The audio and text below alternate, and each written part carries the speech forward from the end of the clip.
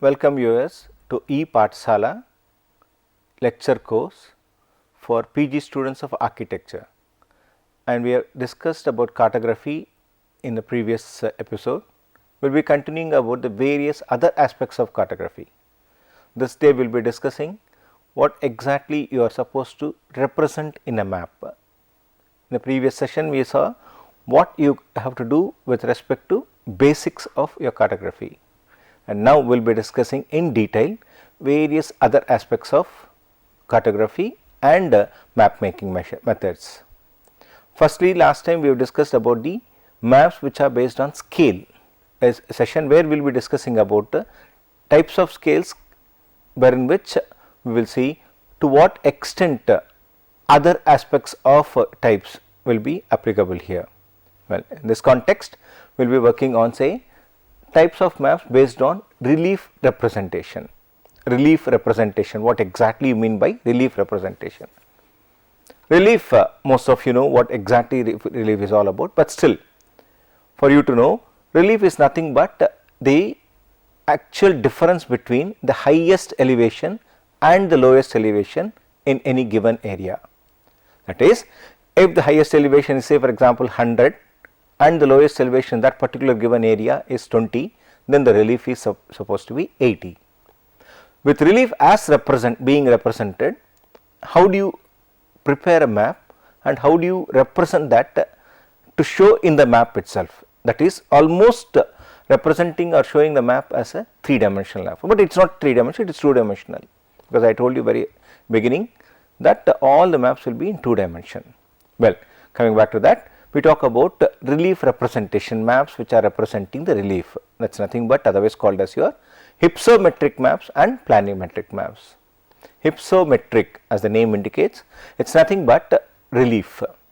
So, maps which are based on hypsometric can be represented as in appearance as a simple topographic map indicating the heights in different forms, namely contour or spot heights, whereas a relief map which 3 dimension will be showing shades. So, we will see that in detail now. As you can see from this is an hypsometric map wherein which they have shaded the relief. So, you can see here a map wherein which the contours which can be hashes, shading or tinting, and this is how it will appear. You can find that. So, this is the one wherein which there is a variation in color shading, indicating that this is here slightly on the higher elevation or lower elevation depending upon the map part of it. Now, as this is approaching the sea, this will be at a lower elevation followed by a relatively higher elevation and the highest elevation. Of course, other side also you can find the, say, your similar colors. The shading is dependent on, say, the factor of your, say, how this particular thing is shown in the form of, say, your relief shading. Shading is nothing but to say that there is a variation in relief here, and I also told you what relief is all about. Similarly, a map can also be shown in a different form, wherein which you can see a map is shown as a 2-dimensional map, but still in a 3 dimension. You can feel that, you can really see that it appears to be a 3-dimensional model, wherein which you find that this is your peak part of it and shading. So, we call it the hill shading, and you find that in all this context this will be the highest point or the peak point followed by a lower levels as you go here, and that is depicted in your, say, the legend part of it. Of course, for example here 700 to 850 meters. So, and what is the relief then? Obviously, the relief will be 150 meters. So, that is how it normally do. So, it could be anything, it could be representing any kind of feature, need not necessarily be, the relief need not necessarily be with respect to, say, your elevation. It also could be in terms of a water level, rainfall, or whatever is the parameter which you have chosen to represent it. So, in this context we are talking about a relief of 150, and the shading is given in such a way from dark blue to, say, your relatively light brown color. That is 700 to 850 is represented in different shades of colors, and that is where you find that this is the map here. And just observe very closely and clearly, you will find that it appears to be a typical 3-dimensional model, but it is not a 3-dimensional map. The appearance is a 3-dimensional map. This is what is the beauty of your cartography. In fact, Nowadays we have various advantages. You must have heard about 3D printing also, but now those days it was not there. So these maps might have been prepared by people who may not have such a facility. Most of them were hand drawn, and you can see how well they have shown the relief in this context. So that is what is your about your hypsometric map with your 3-dimensional effect, whereas the previous one you have seen similar map, but of course the shading alone is there, but there is no third dimension shown here, third there rather. Now the next one is your called as a planimetric map. As the name indicates, it is nothing but a plan part of it. You do not show any other details other than the planimetric features, that is only the x and y direction, whatever features you find on the surface of the earth, that is transferred onto the sheet of paper, that is nothing but your map, and that is shown here. And you do not have any other detail like topography, that say a contour or relief or whatever is that, such features will not be there. And you will find here in this context similar one. Of course, in this way you can never tell what is the height or what is the variation. You have a water body here, you have a little of greenery showing a park here and there, and you have other features, built up land, and you have the road network. All these features are shown here. So that is what is about your planimetric map. Plan, as the name indicates, planimetric is plan as such, and a 2-dimensional method of representing. So that is what is a type of map. Of course, very simple words I have just told you, a type of map where in which we show the planimetric details alone, there will not be any other topographic details. Then coming to the next aspect of types of maps, say for example, we just discussed about the first one is your scale, that is maps which are normally classified by scale, maps which are representing the relief, that is the second category, and finally we have maps which are dependent on say the information content. What exactly a map is showing, or what is that we are likely to learn from the map. The moment you look at a map, you should be in a position to understand that. That is the reason they say 1000 words are equivalent to one figure. So a map should be capable of expressing on its own to an individual. So a cartographer or a map maker should be very smart in bringing out such a detail into a map, so that the person who is actually looking at that should be a kind of say self-explanatory. They need not or should not brood or try to find out what is present where. A map should be there. So such a detail, when you say maps which are informative, and that is the third type of your type of maps, where in which you have general purpose maps, thematic maps, as well as your special purpose maps. As the name indicates, general purpose maps, maps which are developed for a specific purpose. General, what kind of maps you are doing it. So these general purpose maps, which will include your normal wall maps. Everybody must have seen right from your childhood wall maps which are normally depicted in a school. Invariably in a school they normally show that. In everywhere you will find this sort of a map, a wall map, a topographic map. Some of you might have used in your studies during your course time or your earlier days, or most of the other atlases. All these things are called as general purpose map. They do not show any specific theme. All the details pertaining to a given land surface, whatever is collected, are being depicted there. That is a general purpose map, and we have seen lot about your say topographic map in the previous session. Now let us go to the thematic map. What exactly mean by a thematic map? As the name indicates, it represents or talks about a specific theme. That theme could be any kind of your study, any kind of detail you can show it on a map. A theme, for example, it could be a simple road network map, that is a specific theme. It could be a building details about the particular area, it could be that. It could be a soil map, it could be a slope map, it could be a geological map, a geomorphological map.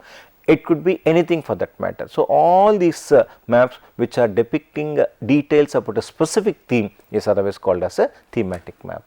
Of course, we also have special purpose maps. Very recently I have just read that people are even going for paintings which could be easily understood by say blind people. Of course, we cannot talk about their blindness, it is the way in which they have to understand. In fact, Mona Lisa was shown in a kind of a texture, so that people who can just feel the map and find out and understand what exactly is that. So special purpose maps are for your say people who are blind or your without eyesight or low eyesight. They can actually feel the map and understand what is present in that. So this sort of a special purpose maps are not prepared all the time, but for a specific reason or sometimes. Coming to the thematic map examples, you have lot of thematic maps, a lot of maps can be presented, and these maps, for example, in your context, say as a architect rather, you will be interested in knowing what kind of maps I will be working with. So invariably people will be working with, say, your regional planning maps. So because you are the persons who will be preparing maps for a region on a regional scale, especially when you are trying to go for a new township. Of course, as an architecture, you will be interested in developing or a plan for a given given piece of land, construct a beautiful house or a building or an office. That is one part. So when you talk about in terms of map and a large area, then you say what is nothing but your regional planning. For planning purposes, for developing of a new township, one has to go for, say, your maps. That is all invariably done by the government agencies, not by any private agents. Of course, nowadays people are talking about townships which are being developed outside a city. That is also possible. So not only that, government agencies, even private agencies have started working on township development. So in such cases, you will be doing what is called as regional planning for that particular area and develop various maps in that region. We have the resource development plans, various resources present in that given area, educational, society, or whatever the details you want to have, you can have.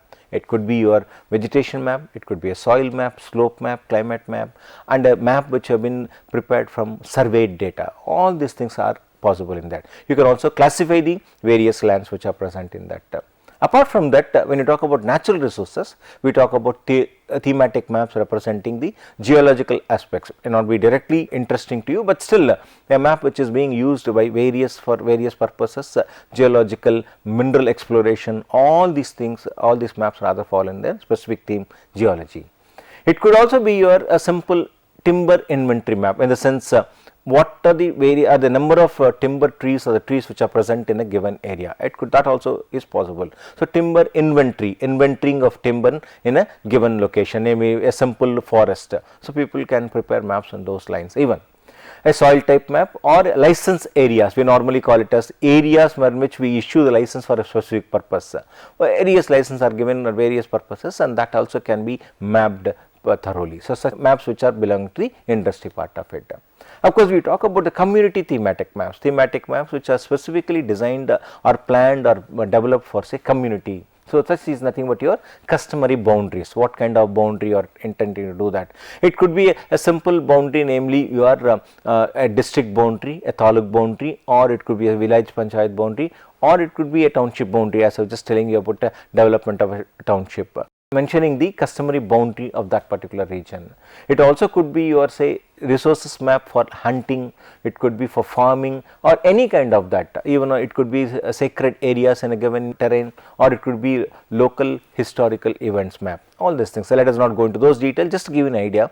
So types of maps can be, as I told you, by scale, it could be by relief representation, or it could be a special purpose or a general purpose maps, or it could be even thematic maps. In thematic maps, we talk about community thematic maps, industry thematic maps, and government maps. So let us talk about your, say, types of maps which are used for, say, military purposes. So a very interesting and an important aspect here. Military purposes. So it all depends on when somebody is trying to have, or when somebody is actually working for the military, and they are actually from various positions, from the top post to the commander to the lowest soldier level. So each of them will have a different variety of map. It is not that all of them should have all types of maps. It depends on actual role they are playing in the war, and then what they will be doing, they will be deciding which are the small scale maps which are to be owned by, or which are to be used by your, say, your commanders, and what could be the possible scale for your low level persons, that is your Jawans who will be moving from one place to one place, and who will be actually participating in the war rather. Now, coming to that, we in this context, from the soldier point of view, we say maps could be either general purpose, again there different from your general purpose in the previous case, strategic maps, tactical maps, or photo maps. As the name indicates, they are all self-explanatory, but let me give you the scale aspects of that, each of them, who will be using and things like that. A general purpose map, an area map, or a map which is normally generated on a scale of 1:1,000,000 or 1:100,000. These maps are used by the commanders, and they will be interested in knowing the overall terrain of that area. So that is the purpose of this map. So whatever is there in the surrounding, if it is something like, say, about 100 kilometers, the total stretch of your boundary between your country and the other country with which you are fighting, So, that entire area has to come. So, that has to come in the, so it is not only that the entire can, sometimes they also talk about the various districts which are falling close to that particular area. It is not only just the border, other areas, the possible way in which the people can just barge into the other from the other country to our country. So, in such cases we use a general purpose map which will be in 1:1,000,000 scale. These normally depict only the broad topographic details. Just to know that, for example, you cannot give all the topographic details, isn't it? Because normally it will be 20 meters interval. You cannot show in a 1,000,000 scale 20 meters, because that will become too congested. So, normally what they tend to do is that the broad one, say about 500 meters, or in some places if it is going to be more of a plain terrain, it could be 100 meters. Otherwise, if it is hilly terrain, they will go for say 500 meters contour interval rather, and then they depict the details there. So, normally used by say high command for general planning purposes. We have what is called as strategic maps, which is nothing but between the scale is between 1,000,000 to 500,000. You will have to understand to what extent these maps are useful for various purposes. These are normally classified as strategic maps, kind of a concentrated military effort. Like for example, you may have one or two or three or battalions, each of them will have or they will be looking after each zone. They need not necessarily go take care of the entire border, isn't it? So, they will be looking after a part of the area, and they will be at a given a map which will be representing or concentrated specific area, and 1,000,000 is your say your 500,000. Strategic and also we have called as tactical maps, which are for a specific purpose, which is say a scale of 500,000 or less, and they are normally termed as a tactical map. Now, this is to given, as I told you, from the larger battalions to small battalions, very small, say about 300, 200 people will be there in a small battalion, and they will be using these tactical maps, and they will be moving from one place to another place within their zone. They cannot, they do not normally barge into the next zone of the next battalion. So, this is for small combat units, they use this relatively larger scale when compared to the previous case. And some scales of 1 and 250,000 or even that from say 250,000 to 500,000 will be the general scale of the map. They cannot use in any case very large scale, because it will be very difficult for them to handle that. See, the very purpose of going, so they cannot be going or understanding what are the various features which are present on the surface. It is just to get an idea which is my area and to what extent I am going to take care of, which part of the land I am going to take. So, that is a purpose. Now, coming to the last of these maps, which are very interesting, that is otherwise called as photo maps. Whatever may be the quality of a map, what an individual prepares in any kind of environment, they cannot show what is exactly present. A building can be shown in the form of a small rectangle or a square or any other non-regular shape, but a building shown as a building is different from a building shown as a drawing, isn't it? So, that is the reason we call it as photo maps. These photo maps are very useful for various applications and purposes. Now, exactly if you want to use this one, normally or invariably we use what is called as aerial photographs. For a long time aerial photographs were used. Even now in many cases they use aerial photographs, but we also have satellite data to that extent of say large scale, and the resolution is hardly 1 meter. So, in such cases they also use say these satellite images and aerial photographs. They form a kind of input into our study, and they range from say hardly from 5,000, 1 on 5,000 scale to 160,000 or 50,000 scale. That will be the scale of your maps which are normally prepared from say photographs or the recent satellite data. Very advanced technology we have, and we have excellent satellite data. In fact, all of you must be aware of your Google. Most of you must be using Google. Many of you do not use Google Map. In fact, as an ardent fan of remote sensing, I love to use Google Earth rather than Google Maps, because we will be getting a better idea about the area and the terrain. So, invariably we use these photo maps for a specific purpose, and that will be say that may comprise one map or two maps or a set of maps which is otherwise mosaic together to form a composite map. So, that is what is called as your photo map. Coming back to the various components like what should be present in a map.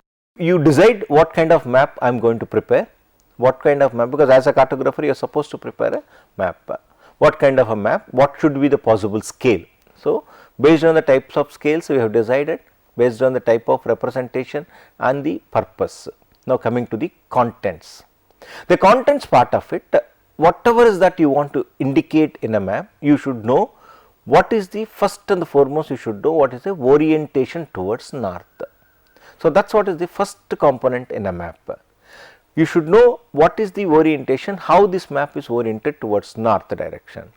So, that we use either a north arrow or a compass rose, which otherwise called as. Of course, there are various methods in which you can represent the north orientation. It could be a simple arrow, it could be a kind of a plus with the design, or a compass, where in which this compass rose is a very unique method of representing, which will contain other details, not only the directions. Invariably, the most of them will have a direction detail, say north, east, south and the west part of it. Whereas, this rose will contain other details also in color, and that will be depicting some of the details pertaining to the north direction. Well, so the north arrow or the orientation is a very important aspect. Of course, to prepare, you cannot just simply draw a line parallel to the sides and then say it is a north direction. You should know exactly the direction of your map.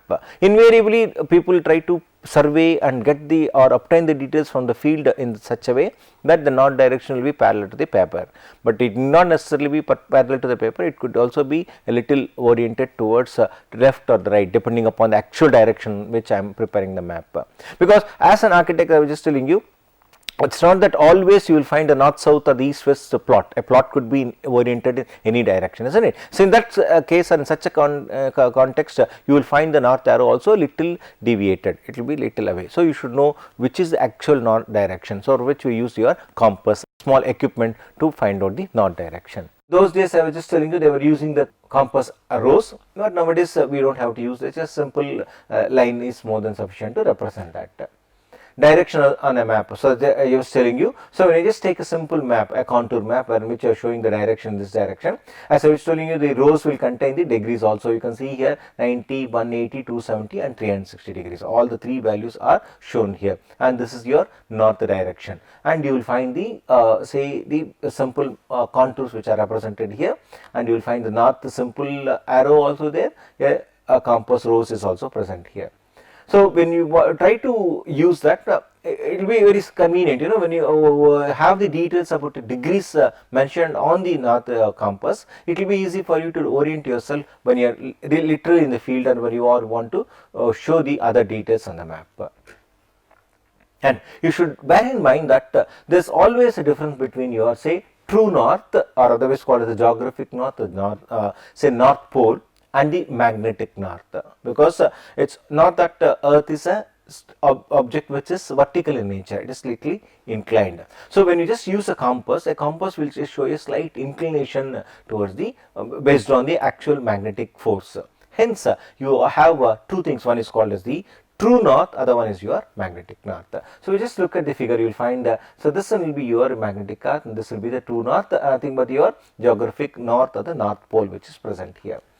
And normally we also use what is called as a grid north, because maps I just told you will be prepared in the form of, say, small grids. Those details we will see later. Now, coming back to this particular point, here we find that so a grid north will be very close to the true north, because a grid is almost representing an area in a rectangular grid. So, where in which lines will be vertical and horizontal lines intersecting at 90 degrees. Hence, grid north will be very close to your true north part of it, and of course, that is used to say for your archaeological purposes, mines and then artillery targeting. So, this is a way in which the purpose for which your these north directions or your grid north is used. When you are representing in your map, you can also represent, it is not that you should represent only the true north, you can also represent the magnetic north in a map. So, when you are depicting the feature, you can say that yes, this is your magnetic north and this is your true north. As I told you, these north follows a specific coordinate system which is made up on that particular map. Now, you should know that this true north, as I told you, will be representing or showing the Earth's axis, that is a north pole part of it. Then, so next aspect is the most important thing is your coordinate system. So, I have decided which area I am going to prepare a map from and what are the details I have collected from the field. And the second and the most important thing I told you, the direction in which I will have to orient the map. Now, I will have to represent the features. That is, as all of you know that a map is nothing but abstract from the actual world features which are present on the surface of the earth. Now, when I am trying to represent them, I need a starting point. I'll have to understand where am I going to place my origin.